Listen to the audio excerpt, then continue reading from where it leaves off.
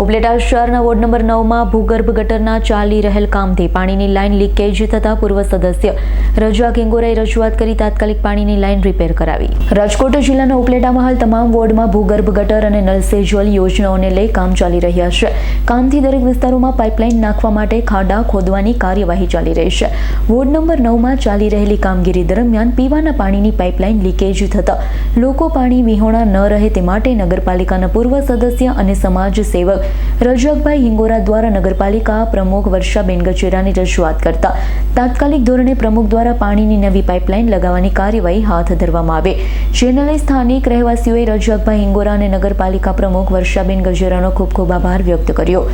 ઉપલેટા નગરપાલિકા પ્રમુખ વર્ષાબેન ગજેરા આજે ઉપલેટામાં 9 વોર્ડમાં મુલાકાત લીધી હોય અને વારંવાર મુલાકાત લઉં છું।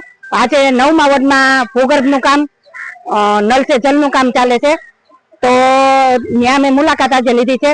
તો આ એરિયાના લોકો મુસ્લિમ એરિયાના લોકો છે, મેં 18 વર્ષનું સાથે રહી અને કામ કરી છીએ, સાથે રહીને નાના મોટા પ્રસંગ બધા સાથે રહીને ઉજવી છીએ, હળી મળીને રહી છીએ અમે।